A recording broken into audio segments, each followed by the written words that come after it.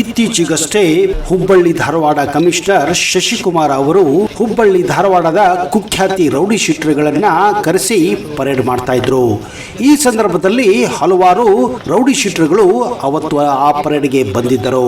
ಅದರಲ್ಲಿ ಕೇವಲ 17 ವಯಸ್ಸಿನ ಅಲೋಕ್ ಅನ್ನುವ ಒಬ್ಬ ರೌಡಿ ಶೀಟರ್ನ ಕಂಡು ಶಶಿಕುಮಾರ್ ದಿಗ್ಭ್ರಾಂತರಾಗಿದ್ದರು. ಅವನನ್ನ ಕರೆಸಿ, ಏನಪ್ಪಾ ನೀನು ಇಷ್ಟು ಚಿಕ್ಕ ವಯಸ್ಸಿಗೆನೆ ರೌಡಿ ಶೀಟರ್ ಆಗಿದ್ದಿಲ್ಲ ಅಂದಿದ್ದಕ್ಕೆ ಅವನು ಕೊಟ್ಟ ಉತ್ತರ ಗಾಂಜಾ ಆಗಿತ್ತು.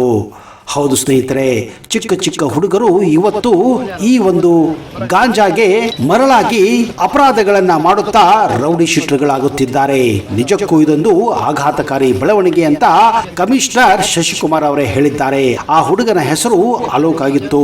ನೋಡೋಕೆ ಮುಗ್ಧ ಹುಡುಗನ ಹಾಗೆ ಕಾಣುತ್ತಿದ್ದ, ಆದ್ರೆ ಅವನೊಬ್ಬ ಈಗ ರೌಡಿ ಶೀಟರ್. ಮಹೇಂದ್ರ ಇದ್ರೆ ಎತ್ಕೊಡ. ಜನಕ್ಕೆ ಬರಕ್ ಹೇಳ್ತೀವಿ, ಎಲ್ಲ ಒಟ್ಟಿಗೆ ಬಂದು ಹಾಕಿ ಕಳ್ಸಕ್ಕಾಗಲ್ಲ. ಸ್ನೇಹಿತರೆ, ನೀವು ಕೂಡ ಆಗಾಗ ರೌಡಿ ಶೀಟರ್ ಅನ್ನುವ ಪದವನ್ನ ಕೇಳುತ್ತಾನೆ ಇರುತ್ತೀರಾ, ಹಾಗೂ ರೌಡಿ ಪರೇಡ್ಗಳನ್ನ ಕೂಡ ನೋಡುತ್ತಾನೆ ಇರುತ್ತೀರಾ.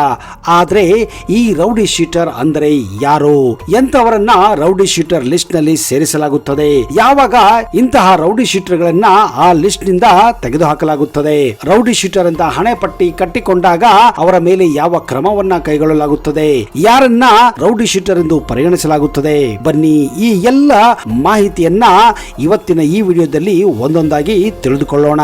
ರೌಡಿ ಶೀಟರ್ ಅಂದ್ರೆ ಸಾರ್ವಜನಿಕ ವ್ಯವಸ್ಥೆಗೆ ತೊಂದರೆ ಉಂಟು ಮಾಡುವ ವ್ಯಕ್ತಿ ಅಥವಾ ಪದೇ ಪದೇ ಅಪರಾಧ ಚಟುವಟಿಕೆಯಲ್ಲಿ ಭಾಗವಾಗಿರುವ ವ್ಯಕ್ತಿಯಾಗಿದ್ದಾನೆ. ಪೊಲೀಸ್ ಠಾಣೆಯಲ್ಲಿ ಇಂತಹ ವ್ಯಕ್ತಿಗಳ ಬಗ್ಗೆ ದಾಖಲೆಯನ್ನ ಇಡಲಾಗುತ್ತದೆ.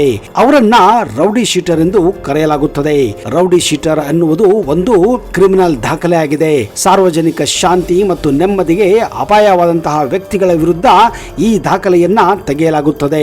ಪದೇ ಪದೇ ಅಪರಾಧ ಚಟುವಟಿಕೆಯಲ್ಲಿ ಭಾಗಿಯಾಗಿರುವ ವ್ಯಕ್ತಿಗಳು ಬಲ ಪ್ರಯೋಗದ ಮೂಲಕ ಬೆದರಿಕೆ ಹಾಕುವುದು, ಹಫ್ತಾ ವಸೂಲಿ ಮಾಡುವುದು, ಅಸಭ್ಯವಾಗಿ ವರ್ತಿಸುವುದು, ಮಹಿಳೆಯರಿಗೆ ಮತ್ತು ಶಾಲಾ ಕಾಲೇಜುಗಳಲ್ಲಿ ವಿದ್ಯಾರ್ಥಿನಿಯರಿಗೆ ಅಸಭ್ಯ ಟೀಕೆ ಮಾಡುವುದು, ಜನಸಾಮಾನ್ಯರಿಗೆ ಹಿಂಸೆ ಕೊಡುವುದು, ದರೋಡೆ ಕಳ್ಳತನದಲ್ಲಿ ಭಾಗವಹಿಸುವುದು ಹಾಗೂ ನಿಂದಿಸುವಂತಹ ಈ ಕೃತ್ಯಗಳಲ್ಲಿ ಭಾಗಿಯಾಗಿರುವ ವಿರುದ್ಧ ಆಯಾ ಪೊಲೀಸ್ ಠಾಣೆಯಲ್ಲಿ ರೌಡಿ ಶೀಟರ್ ತೆಗೆಯಲಾಗುತ್ತದೆ.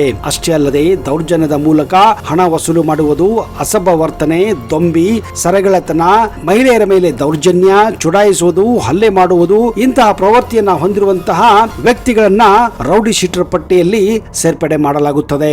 ರೌಡಿ ಶೀಟರ್ ತೆಗೆಯುವ ಮೊದಲು ಪೊಲೀಸ್ ಅಧೀಕ್ಷಕರು ಅಥವಾ ವಿಭಾಗಾಧಿಕಾರಿಗಳ ಅನುಮತಿ ಪಡೆಯಬೇಕಾಗುತ್ತದೆ. ಪೊಲೀಸರು ದಾಖಲೆಯನ್ನ ಪರಿಶೀಲಿಸಿ ವ್ಯಕ್ತಿಯ ಅಪರಾಧದ ಚಟುವಟಿಕೆಗಳ ಆಧಾರದ ಮೇಲೆ ರೌಡಿ ಶೀಟರ್ ನಲ್ಲಿ ದಾಖಲಿಸಲಾಗುತ್ತದೆ. ರೌಡಿ ಶೀಟರ್ ನಲ್ಲಿ ದಾಖಲೆಯಾದ ವ್ಯಕ್ತಿಗಳ ಚಲನವಲನವನ್ನ ಪೊಲೀಸರು ಗಮನಿಸುತ್ತಾರೆ ಮತ್ತು ಅವರ ಬಗ್ಗೆ ಮಾಹಿತಿಯನ್ನು ಕೂಡ ಸಂಗ್ರಹಿಸುತ್ತಾರೆ.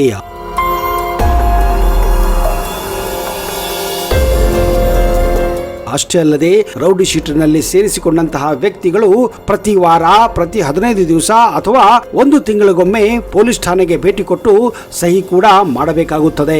ಚುನಾವಣೆ ಹತ್ತಿರವಾದಾಗ ಅಥವಾ ಹಬ್ಬ ಹರಿದಿನಗಳು ಹತ್ತಿರವಾದಾಗ ಕಾನೂನು ಬಾಹಿರ ಚಟುವಟಿಕೆಗಳು ಕೂಡ ಇಂಥವರು ಮಾಡುತ್ತಾರೆ. ಇಂತಹ ಸಮಯದಲ್ಲಿ ರೌಡಿಗಳನ್ನ ಕರೆಸಿ ಪೊಲೀಸ್ ಠಾಣೆಯಲ್ಲಿ ತಾಕೀತು ಕೂಡ ಮಾಡಲಾಗುತ್ತದೆ ಮತ್ತು ಪರೇಡ್ ಕೂಡ ಮಾಡಲಾಗುತ್ತದೆ. ಅಷ್ಟೇ ಅಲ್ಲದೆ ಇವರ ಮೇಲೆ ಪೊಲೀಸರು ಹದ್ದಿನ ಕಣ್ಣಿಟ್ಟಿರುತ್ತಾರೆ. ಎಷ್ಟೋ ಬಾರಿ ಚುನಾವಣೆಯ ಸಂದರ್ಭದಲ್ಲಿ ರೌಡಿ ಶೀಟರ್ಗಳು ಇಲ್ಲ ಸಲ್ಲದ ಅಪರಾಧಗಳನ್ನ ಮಾಡುತ್ತಾರೆ ಅಂತ ಅವರಿಗೆ ಎಚ್ಚರಿಕೆ ಕೂಡ ನೀಡಲಾಗುತ್ತದೆ. ಕೆಲವೊಂದು ಸಾರಿ ಇಂತಹ ರೌಡಿಗಳನ್ನ ಆಯಾ ಜಾಗದಿಂದ ಗಡೀಪಾರು ಕೂಡ ಮಾಡಲಾಗುತ್ತದೆ.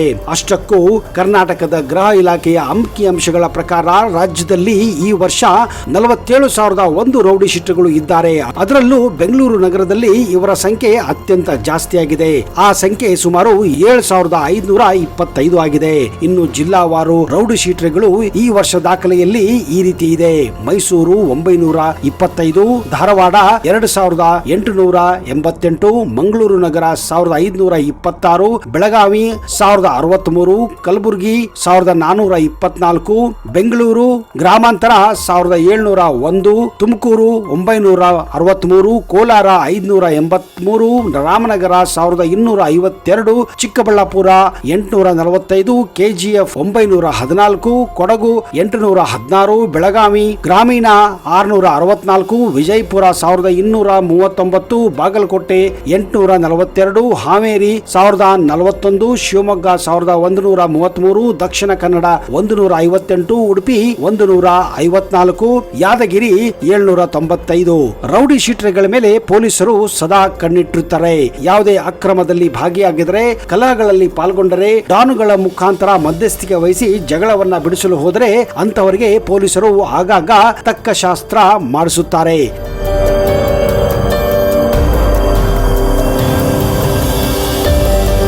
ಜಗಳ ತಂಟೆಗಳಿಂದ ದೂರವಿದ್ದರೆ ರೌಡಿಗಳಿಗೆ ಒಳ್ಳೆಯದು. 10 ವರ್ಷ ಕಾಲ ಯಾವುದೇ ರೀತಿಯ ಗಲಾಟೆ, ಜೂಜು, ಕಳ್ಳತನ, ದರೋಡೆ ಮೊದಲಾದವುಗಳಲ್ಲಿ ಭಾಗವಹಿಸದೆಯೇ ಸಜ್ಜನವರ ಹಾಗೆ ಬದುಕಿದರೆ ಅಂತವರನ್ನ ರೌಡಿ ಶೀಟರ್ ಲಿಸ್ಟ್ ನಿಂದ ತೆಗೆದುಹಾಕುವ ಪ್ರಯತ್ನ ಪೊಲೀಸರು ಮಾಡುತ್ತಾರೆ. ರೌಡಿ ಶೀಟರ್ಗಳ ಪರೇಡ್ ನಡೆಸುವಾಗ ಅವರ ನಡವಳಿಕೆ ಮೇಲೆ ನಿಗಾ ಇಡಲಾಗುತ್ತದೆ.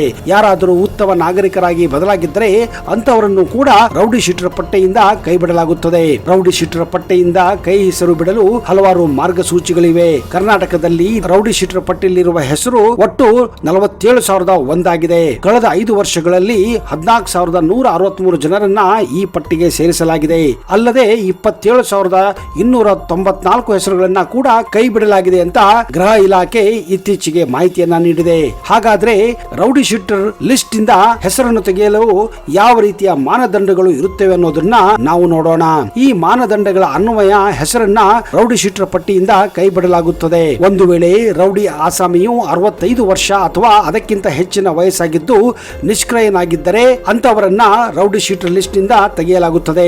ರೌಡಿ ಆಸಾಮಿಯು ಮೃತನಾಗಿದ್ದಲ್ಲಿ, ಮರಣ ಹೊಂದಿದ್ದಲ್ಲಿ, ರೌಡಿ ಆಸಾಮಿಯು ಸಂಪೂರ್ಣ ಅಂಗವಿಕಲನಾಗಿದ್ದಲ್ಲಿ ಅಥವಾ ಮಾನಸಿಕ ಅಸ್ವಸ್ಥನಾಗಿದ್ದಲ್ಲಿ, ರೌಡಿ ಆಸಾಮಿಯು ಕಳೆದ 10 ವರ್ಷಗಳಲ್ಲಿ ಯಾವುದೇ ಪ್ರಕರಣದಲ್ಲಿ ಭಾಗವಹಿಸದೆ ಸನ್ನಡತೆಯಿಂದ ಇರುವುದು ಕಂಡುಬಂದಲ್ಲಿ ಅಥವಾ ಯಾವುದೇ ಪ್ರಕರಣ ತನಿಖಾ ಹಂತದಲ್ಲಿ ಅಥವಾ ನ್ಯಾಯಾಲಯದ ವಿಚಾರಣಾ ಹಂತದಲ್ಲಿ ಇರುವುದನ್ನು ಹೊರತುಪಡಿಸಿ, ಆದರೆ ಯಾವುದೇ ಪ್ರಕರಣ ತನಿಖಾ ಹಂತದಲ್ಲಿ ಅಥವಾ ನ್ಯಾಯಾಲಯದ ವಿಚಾರಣಾ ಹಂತದಲ್ಲಿ ಇರುವುದನ್ನ ಹೊರತುಪಡಿಸಲಾಗುತ್ತದೆ. ಪೊಲೀಸ್ ಮ್ಯಾನ್ಯುವಲ್ ಕ್ರಮ ಸಂಖ್ಯೆ 1059ರಲ್ಲಿ ನಮೂದಿಸಿದಂತೆ ಇರುವ ಮಾರ್ಗದರ್ಶನ ಅನುಸರಿಸಿ ರೌಡಿ ಶೀಟ್ ಅನ್ನ ಮುಕ್ತಾಯಗೊಳಿಸಲಾಗುತ್ತದೆ. ಒಬ್ಬ ಆಸಾಮಿಯನ್ನ ರೌಡಿ ಶೀಟರ್ಗೆ ಸೇರಿಸಬೇಕಾದರೆ ಹಾಗೂ ಹಿಂತೆಗೆಯಬೇಕಾದ ಆತನ ಜಾತಿಯನ್ನು ಯಾವತ್ತೂ ಪರಿಗಣಿಸಲಾಗುವುದಿಲ್ಲ. ಕರ್ನಾಟಕ ಅಧಿನಿಯಮ ಆದೇಶ ಸಂಖ್ಯೆ 1053 ಅನ್ವಯ ರೌಡಿ ಶೀಟ್ ಮಾಹಿತಿಯನ್ನ ಗೌಪ್ಯ ಮಾಹಿತಿಯಿಂದ ಪರಿಗಣಿಸಲಾಗುತ್ತದೆ. ಇದನ್ನ ಸಾರ್ವಜನಿಕವಾಗಿ ಯಾರಿಗೂ ಬಹಿರಂಗಪಡಿಸಲು ಸಾಧ್ಯವಾಗುವುದಿಲ್ಲ. ಹೌದು ಸ್ನೇಹಿತರೆ, ಒಬ್ಬ ರೌಡಿ ಆಗುವುದು ಇವತ್ತು ತುಂಬಾನೇ ಈಸಿ ಆಗಿದೆ. ಆದರೆ ಆ ರೌಡಿ ಶೀಟರಿಂದ ಹೊರಗೆ ಬರುವ ಒಂದು ಪ್ರಕ್ರಿಯೆ ನಿಜಕ್ಕೂ ತುಂಬಾನೇ ಕಷ್ಟಕರವಾಗಿದೆ. ಹೀಗಾಗಿ ಯಾವುದೇ ಒಂದು ಅಪರಾಧವನ್ನ ಮಾಡುವ ಮೊದಲು 100 ಸಾರಿ ಯೋಚನೆ ಮಾಡಬೇಕು. ಸ್ನೇಹಿತರೆ, ಈ ಮಾಹಿತಿ ನಿಮಗೆ ಹೇಗನಿಸಿತು? ಒಂದು ವೇಳೆ ನಿಮಗೆ ಈ ಮಾಹಿತಿ ಇಷ್ಟವಾದಲ್ಲಿ ಈ ವಿಡಿಯೋನ ಈಗಲೇ ಲೈಕ್ ಮಾಡಿ ಹಾಗೂ ನಿಮ್ಮೆಲ್ಲ ಸ್ನೇಹಿತರ ಜೊತೆ ಶೇರ್ ಮಾಡಿ.